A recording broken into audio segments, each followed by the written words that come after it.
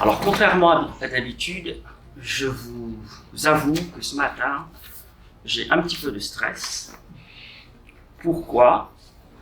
Parce que le texte sur lequel je vais prêcher, c'est les versets qui précèdent juste le texte qu'a choisi Guillaume. Donc, et on ne s'est pas concerté. Du tout. Donc, ce qui veut dire qu'il y a une unité. Et Seigneur, que je sois à la hauteur.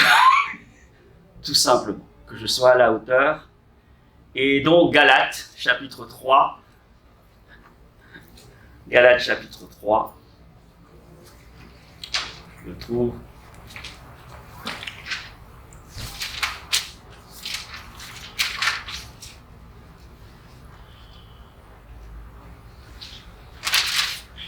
À partir du verset, donc, 23. On peut même lire à partir du verset 22. Mais voici le verdict de l'Écriture. Version NBS. L'humanité entière se trouve prisonnière de sa culpabilité devant Dieu, afin que le don promis par Dieu soit accordé aux croyants au moyen de leur foi en Jésus-Christ. C'est joli ça, hein ? Merci Seigneur. Avant que soit instauré le régime de la foi, nous étions emprisonnés par la loi et sous sa surveillance dans l'attente du régime de la foi qui devait être révélé.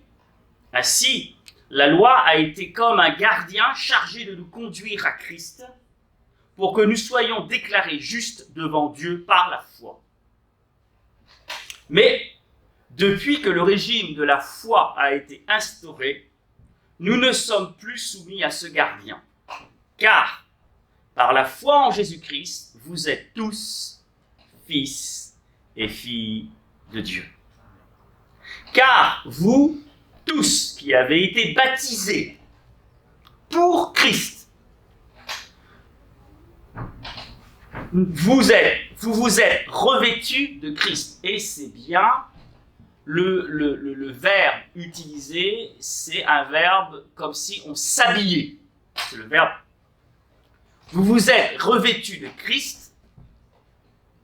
Il n'y a plus ni juif, ni non-juif. Il n'y a plus ni esclave, ni homme libre. Il n'y a plus ni homme, ni femme. Unis à Jésus-Christ, vous êtes tous un. Si vous lui appartenez, vous êtes la descendance d'Abraham et donc aussi les héritiers des biens que Dieu a promis à Abraham. Amen. Amen. Seigneur, bénis ta parole. Bénis chacun d'entre nous et que ce matin, par ton esprit, tu nous donnes d'être attentifs. Travaille dans nos cœurs, renouvelle notre intelligence pour que nous comprenions à salut. Seigneur, nous nous rassemblons pour devenir meilleurs. Nous nous rassemblons pour grandir jusqu'à la stature parfaite de Jésus-Christ. Alors œuvre, renouvelle notre intelligence pour que nous progressions. Merci pour la communion fraternelle. Merci pour ta parole, parce que ta parole est une lumière, Seigneur, à nos pieds et une lampe sur notre sentier. Seigneur, elle nous guide, elle nous conduit, elle nous façonne, elle élague. Seigneur, que nous puissions être attentifs et accepter le verdict de ta parole. Merci pour tout ce que tu fais et merci pour tout ce que tu feras dans le très beau nom de Jésus-Christ. Amen. Alors, la pensée que j'aimerais ce matin développer avec vous, c'est que, alors avant de mettre en avant la pensée, j'aimerais parler de la problématique.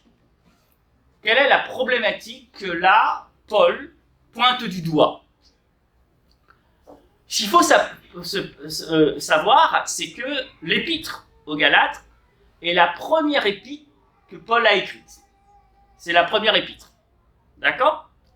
Et qu'est-ce qui s'est passé ? C'est que Paul a prêché l'évangile, le salut par la grâce. Et dans cette église de Galatie, il y avait des juifs. Et ces juifs, donc, ont accepté la foi, la grâce. Et ils ont mis leur foi en Jésus-Christ. Et vous devez savoir qu'à cette époque, il y avait des prédicateurs itinérants. Et les prédicateurs visitaient les églises. Et il s'est passé qu'il y a des prédicateurs qui se sont pointés à l'église de Galatie en leur disant « Ben non, il faut quand même respecter la loi ». Donc là, il y a un syncrétisme spirituel qui était en train de s'installer, et Paul était invité, Paul a été obligé d'intervenir pour remettre de l'ordre dans tout ça. Et je rajoute, ce qui est extraordinaire, c'est que quelque part dans l'épître aux Galates, Paul défend son ministère. C'est son ministère. La prédication aux païens. Le salut par la grâce. Et je sais que vous êtes des férus de la lecture de la parole de Dieu. Vous n'êtes pas sans savoir qu'à un moment, il a remis Pierre à sa place. Hein. Bon. donc voilà, ça c'était la problématique. Et donc, il va rappeler aux chrétiens de Galatie que ce n'est pas par les œuvres que vous êtes sauvés, mais c'est par la foi en Jésus-Christ. Voilà. Alors, ça c'est la problématique de l'épître aux Galates. Et ce passage précisément parle plutôt d'unité. Et cela nous a été rappelé même au travers des chants. Et l'Église est appelée à être dans l'unité. D'accord ? Ce matin, frères et sœurs, ce qu'il convient de comprendre, c'est que à l'extérieur, il y a de la violence. D'accord ? Une des questions qu'on peut se poser, Seigneur, lorsqu'on regarde le monde dans lequel nous vivons, nous disons, Seigneur, quand même, là, il y a un tsunami de violence. Comment on le comprend ? Alors, plusieurs explications, et je m'appuie un petit peu sur les enseignements que j'ai reçus.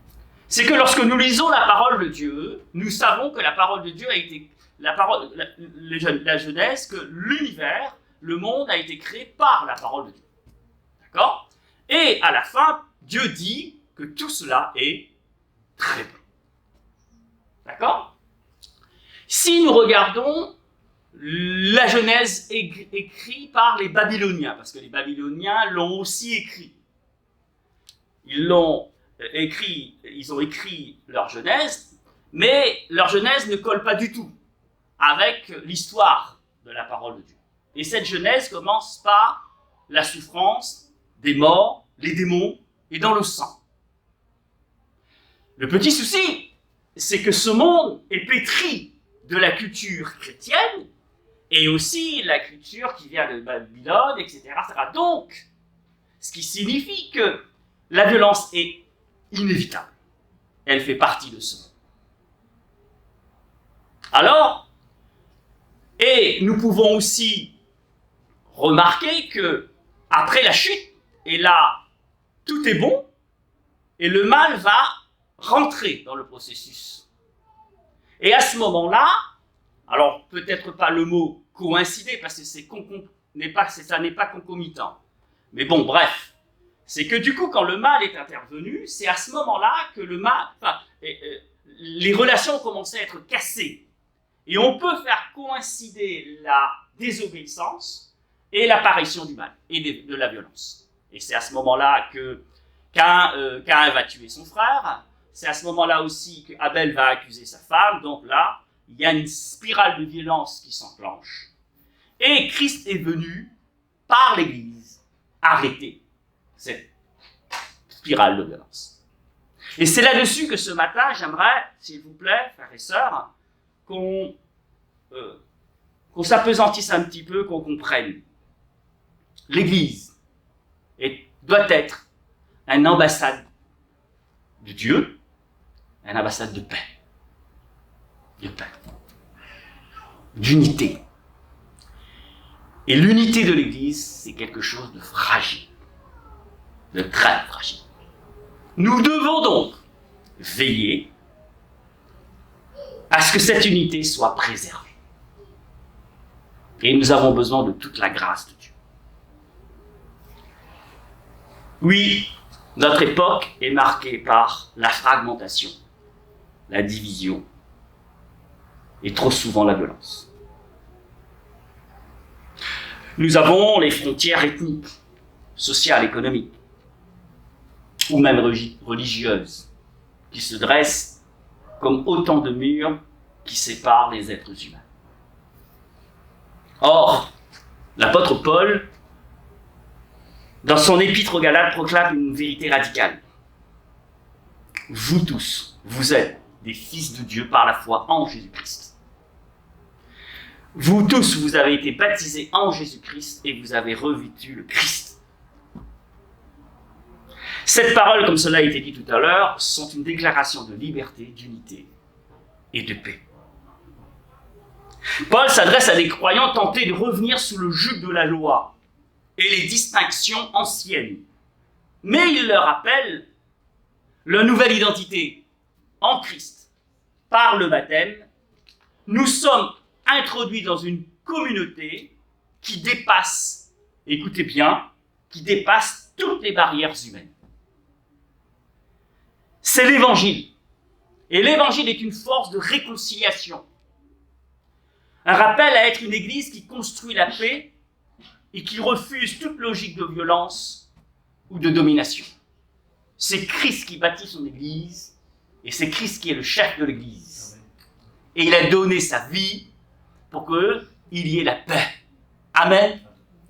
Aujourd'hui, nous allons donc contempler ensemble comment en Christ le baptême inaugure une nouvelle appartenance. Tout d'abord, nous allons rappeler cette vérité, nous sommes enfants de Dieu. Amen. Verset 26. Nous sommes revêtus du Christ avec une unité nouvelle dans l'Église. Et nous sommes, frères et sœurs, héritiers de la promesse faite à Abraham. Donc, ma première pensée, en Christ, nous sommes fils et filles de Dieu par la foi. C'est une affirmation, frères et sœurs, bouleversante. Vous êtes tous fils et filles de Dieu par la foi en Jésus-Christ. Frères et sœurs, le terme fils de Dieu était jusque-là réservé à Jésus-Christ lui-même. Et ce terme maintenant nous est donné. Alléluia, elle est aussi pour nous. Enfin, c'est une vérité qui est aussi pour nous. Et ce terme est attribué à chaque croyant. Prologue de Jean. C'est un changement radical de statut. Nous passons de la condition d'esclave du péché sous la loi et celle d'enfant adopté par la grâce. Et tout à l'heure, il est parlé de l'esprit de grâce, l'esprit d'adoption. Et c'est par l'esprit que nous devenons enfants de Dieu. Amen. Cette filiation, alors comme quoi, le Seigneur dirige toutes choses, cette filiation n'est pas naturelle. Elle n'est pas le fruit d'un héritage humain ou d'une lignée religieuse. Elle est reçue uniquement par la foi en Jésus-Christ. Amen. Paul rappelle donc aux chrétiens de Galatie que ce n'est ni la descendance biologique, ni l'observance de règles qui les introduit dans cette relation avec Dieu, mais la foi en Jésus-Christ. Et uniquement la foi en Jésus-Christ. Être enfant de Dieu, frères et sœurs, c'est recevoir une nouvelle identité. Dans un monde où les êtres humains se définissent souvent par leurs différences, où la violence surgit de ces divisions, de ces différences, Paul affirme que nous partageons une même dignité. Nous sommes tous adoptés par le Père céleste. Et cette adoption, frères et sœurs, fonde une communauté, l'Église de Christ. Appelée à refléter la paix de Dieu, en refusant la logique de l'exclusion et de la rivalité. Ainsi, le premier pas de notre baptême spirituel est l'accueil de cette filiation. Quand nous acceptons Jésus-Christ comme notre Sauveur, ça y est, c'est bon, on fait partie de la famille de Dieu. Amen. Et je ne sais pas à quel moment, et je ne sais pas qui. Le nom est écrit dans le livre de vie. Quand on y posera la question, en fait, à quel moment ça se passe. Mais ça y est, nous sommes déclarés fils et filles de Dieu, enfants de Dieu. Frères et sœurs, Christ qui est le gardien de nos âmes, le gardien de mon âme, Christ qui est le bon berger, qui a donné sa vie pour nous, et c'est pas une vie ralentie, c'est pas une vie bradée, c'est une vie en abondance, une merveilleuse vie. Il nous libère de la peur, de la crainte, et il nous engage aussi à vivre, frères et sœurs, comme des fils et des filles du Père céleste, dans la confiance et dans la liberté. Amen. Amen. Mais cette adoption n'est pas seulement une réalité intérieure, frères et sœurs. Elle s'exprime aussi dans notre vie communautaire. Car être enfant du même Père signifie que nous appartenons à une même famille. Pardonnez-moi pour les évidences que je répète, mais bon, parfois on est obligé de le faire. Hein. Paul développe alors une image encore plus forte.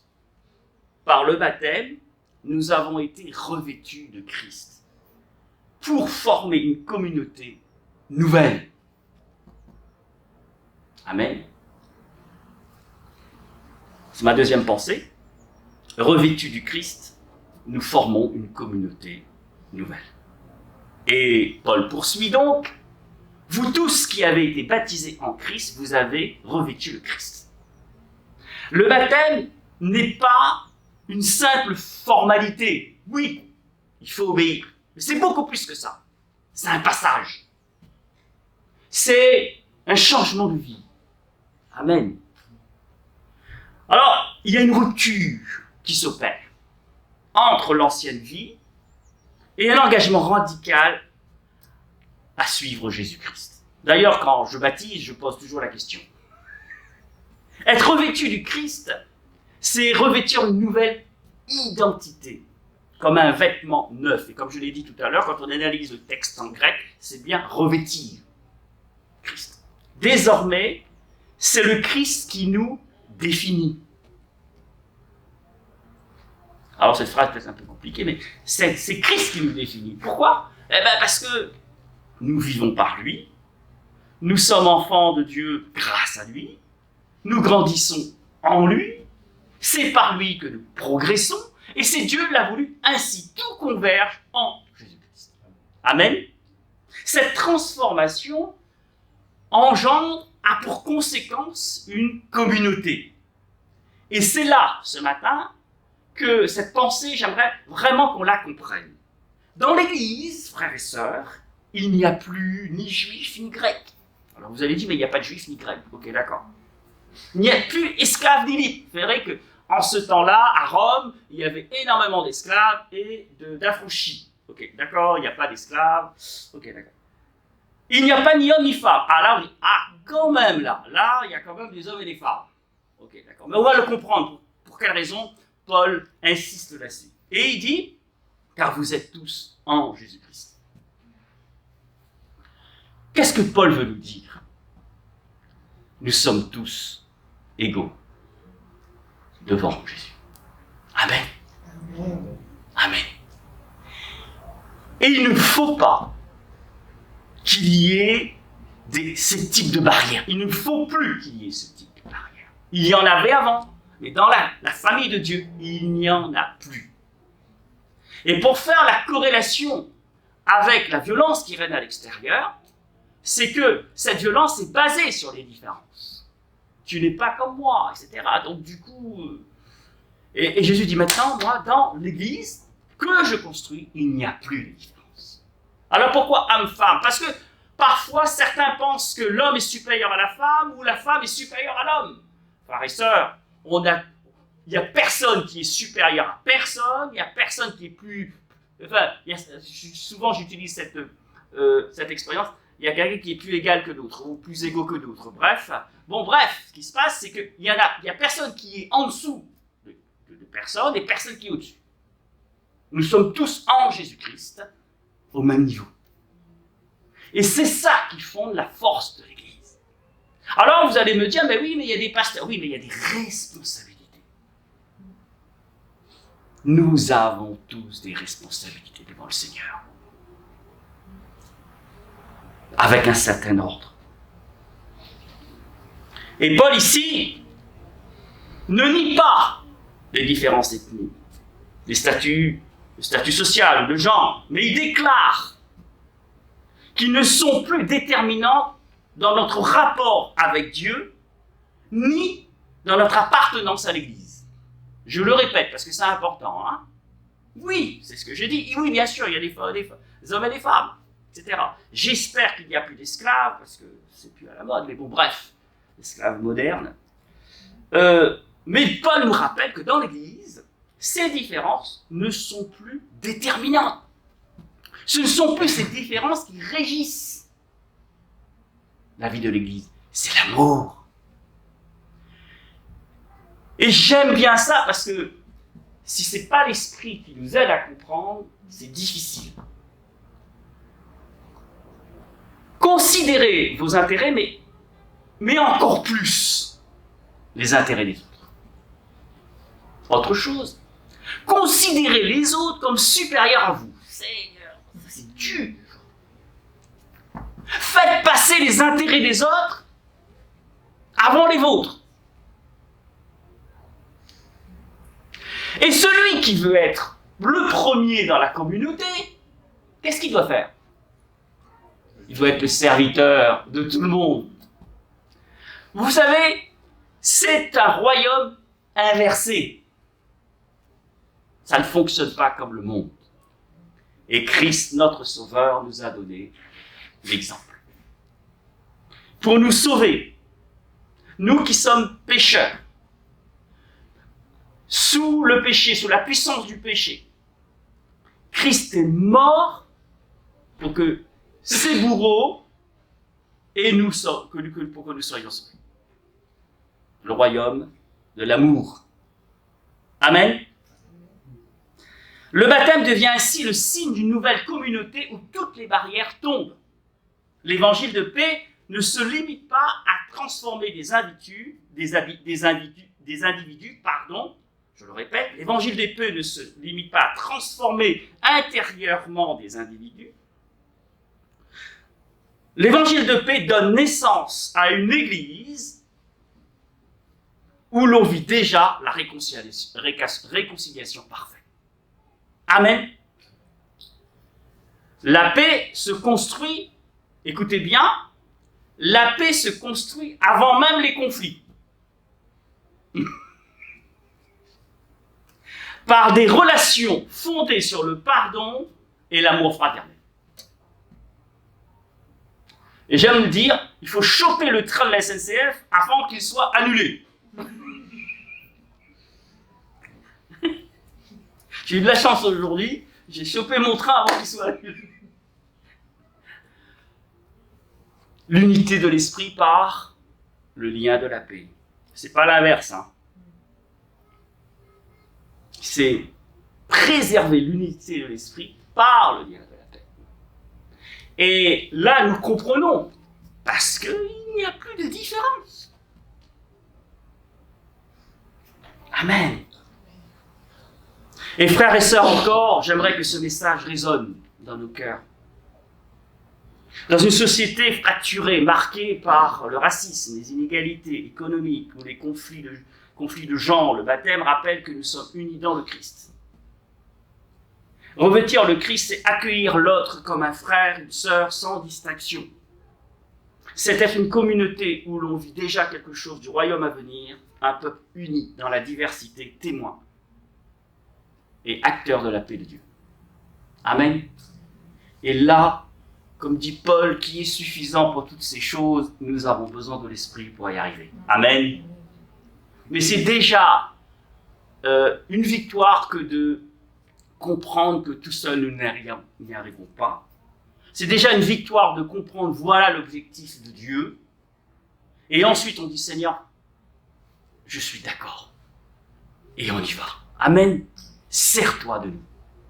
pour que, Père, il n'y ait pas de différence, il n'y ait pas de conflit, il n'y ait pas de violence, et que l'Église soit une Église où la paix, ta paix règne, et que ton esprit soit à l'aise pour agir et proclamer ta gloire par des prodiges, des miracles, amen, et des guérisons.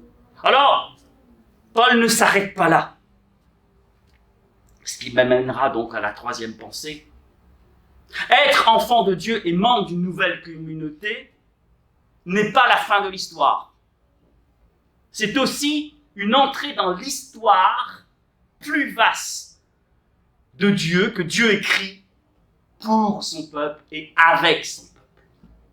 Et comme le dit Henri Blocher, Dieu, quand il a un projet, il a un plan. Alors, Tite 2, chapitre 4, verset 14, il est dit la chose suivante, et dans ma confession de foi, c'est ce que j'ai dit en premier, il s'est fait un peuple qui lui appartienne. Un peuple saint, zélé, passionné pour les bonnes œuvres. Et voilà un exemple de bonnes œuvres. Oui, frères et sœurs, nous pouvons dire au monde visible et invisible, eh ben, c'est pas vous qui allez écrire mon histoire.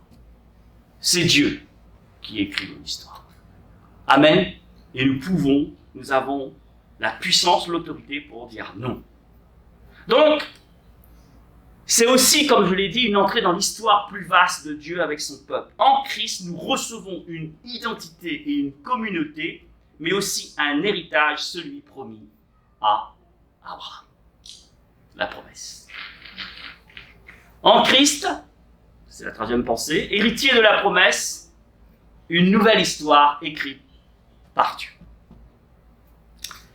Paul conclut ce passage par une affirmation décisive aux Galates. Si vous êtes en Christ, vous êtes donc la descendance d'Abraham, héritier selon la promesse. Ça m'a toujours marqué. C'est, effectivement, j'aime beaucoup le peuple d'Israël. Je ne suis pas d'accord avec ce qu'il faut, mais j'aime. Et j'ai eu l'occasion de travailler avec beaucoup de filles et de fils de Sion. Et je les apprécie. Je suis comme ça. Ça se passe bien, je les aime bien. Et une fois, il y a un prédicateur qui a dit, mais vous savez, dans la Nouvelle Alliance, nous héritons de toutes les promesses qui ont été faites au peuple d'Israël. Ça y est, il n'y a plus de différence. Et qu'est-ce que Paul dit là? Vous êtes la descendance d'Abraham, héritier selon la promesse. Je dis, waouh, super! Et l'apôtre relie directement l'identité. Écoutez bien, l'apôtre relie directement l'identité chrétienne à l'histoire du salut commencée avec Abraham.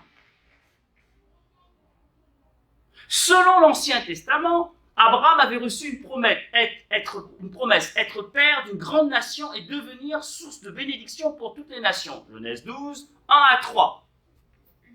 Et Paul montre que cette promesse ne se réalise pas simplement dans la simple descendance biologique, je reprends. Paul montre que cette promesse ne se réalise pas dans la simple descendance biologique, ni dans l'observance de la loi, mais dans la foi en Jésus-Christ, le véritable héritier d'Abraham. L'argument de Paul est profondément théologique. Être en Christ, c'est être uni à celui qui est l'accomplissement de la promesse. Par l'union avec Christ, frères et sœurs, nous les croyants, quelles que soient leurs origines, entrent dans la lignée spirituelle d'Abraham. Amen. La descendance est donc redéfinie, non par le sang, mais par la foi. Comme cette filiation ne dépend ni du judaïsme, ni de la circoncision, ni de l'incirconcision, mais de l'appartenance au Christ ressuscité, crucifié et ressuscité. Amen. Être héritier signifie donc que nous participons à l'héritage d'Abraham, mais aussi à l'héritage du Christ lui-même. Nous sommes co-héritiers avec Christ. L'héritage ne se limite pas à une terre promise, mais s'élargit à la bénédiction universelle, l'adoption comme enfant de Dieu. La justification par la foi et la participation à la nouvelle création, ça c'est notre héritage. Paul réinterprète ainsi l'histoire biblique à la lumière du Christ. La promesse trouve son centre, sa plénitude et son accomplissement en Jésus-Christ. Amen. Après avoir dit tout ça, Paul nous dit, l'Église, le peuple de Dieu, est un peuple qui est invité à annoncer l'Évangile et à incarner la paix face à une communauté de paix face à la violence qui règne dans son monde. Donc, d'un point de vue pratico-pratique, nous sommes invités tous, parce que nous formons le corps de Christ. Et par son esprit, Christ devient la tête, parce que c'est lui qui conduit. Il ne faut pas comprendre le corps de Christ dans une approche biologique. C'est un corps, l'Église, et Christ le remplit par son esprit. C'est comme ça qu'il est la tête. Nous sommes donc invités en tant que corps de Christ de veiller les uns sur les autres. De prier les uns pour les autres. D'apprendre à pardonner. D'être prévenant. Rempli d'amour, de respect. Sans compromis avec le péché. D'où la prédication d'il y a quelques jeudis. Tu qu'on fasse, et là on a besoin de tout. La sagesse, de la conduite de l'esprit pour être à la hauteur. Donc, comme je l'ai dit en introduction, l'Église est appelée à refuser la haine ou la vengeance, ou à devenir une communauté qui pratique le pardon, la patience et la réconciliation. Cet héritage ne consiste pas seulement à attendre le royaume, mais à commencer à en vivre dès maintenant. Cela signifie que l'Église n'est pas une communauté parallèle au peuple de Dieu, mais bien la constitution de l'histoire du salut. Et l'Église fait partie de l'Évangile et de l'histoire du salut. Elle est la famille de la foi issue d'Abraham, mais élargie à toutes les nations. Cela renverse toute prétention à une identité exclusive ou éthique. Le seul critère d'appartenance à cette communauté, c'est la foi en Jésus-Christ. Amen. Ainsi, notre identité en Christ n'est pas seulement présente, actuelle, elle est aussi orientée vers l'avenir. Nous sommes déjà fils et filles de Dieu, nous sommes déjà membres d'une communauté de paix, mais nous attendons encore l'accomplissement de l'héritage promis, entre le déjà et le pas encore. Le déjà accompli et le pas encore accompli. C'est cette espérance qui est chevillée à notre âme, à notre esprit, à notre corps, qui nous pousse à marcher dans l'intégrité, la fidélité, jusqu'au jour où nous entrerons pleinement dans la bénédiction éternelle. Mais Dieu seul sait à quel moment. Conclusion, frères et sœurs. Galates, et ces quelques versets, nous rappellent une vérité fondamentale, puissante et importante. En Christ, par la foi et le baptême, nous avons reçu tout d'abord une nouvelle identité. Nous faisons partie d'une nouvelle communauté et un nouvel héritage.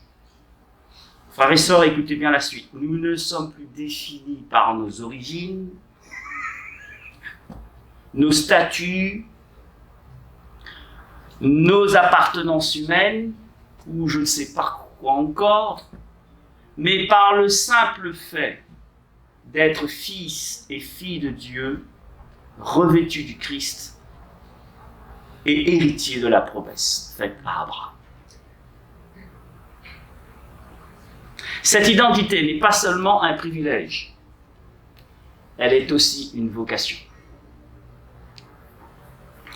L'évangile de paix est un appel à incarner dans nos églises et dans nos vies une communauté qui témoigne de la réconciliation.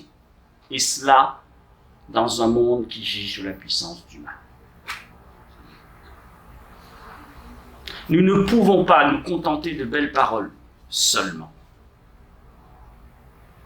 Notre baptême, frères et sœurs, permettez-moi de le rappeler ce matin, est un engagement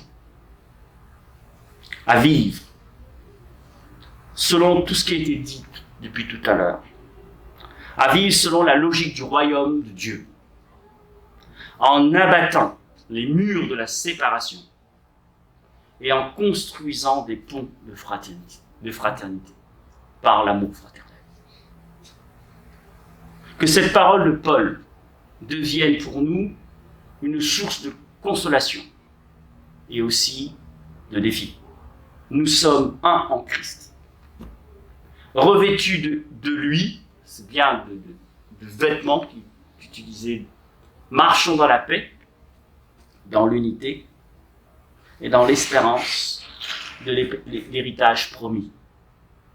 Alors oui, frères et sœurs, et c'est le désir de nos cœurs pour l'Église Ressources, oui, notre Église, alors oui, notre Église, notre communauté sera vraiment un signe vivant de l'évangile de paix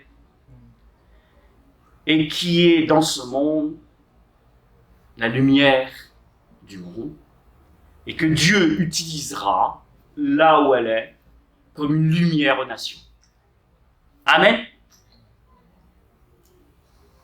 Je vous invite à incliner nos cœurs. Je vais faire une prière ensemble. Seigneur Tout-Puissant, Père de miséricorde, nous te rendons grâce pour ton évangile de paix, qui nous a appelés des ténèbres à ta merveilleuse lumière. Nous étions séparés, divisés par nos différences et le péché, mais en Jésus-Christ, par la foi et le baptême, tu nous as fait tes enfants. Tu nous as revêtus de ton Fils bien-aimé et tu nous as donné une nouvelle communauté unie dans l'amour. Seigneur, aide-nous à vivre cette vérité, cette unité au quotidien. Fais de ton Église, et je rajoute de ton Église Ressources, un lieu de réconciliation et de paix, où les murs de la haine, de l'orgueil et de l'injustice ont été abattus. Apprends-nous à accueillir chaque personne comme un frère, comme une sœur, à pardonner, à construire et non à détruire. Toi, qui nous as fait héritiers de la promesse en Christ, donne-nous patience et courage pour être des témoins dans un monde marqué par la violence et la peur. Que nos vies proclament déjà ton royaume de paix jusqu'au jour où nous rentrerons dans ton héritage éternel. À toi soit la gloire, l'honneur et la louange, par Jésus-Christ notre Seigneur, dans l'unité du Saint-Esprit, maintenant et pour les siècles des siècles. Amen.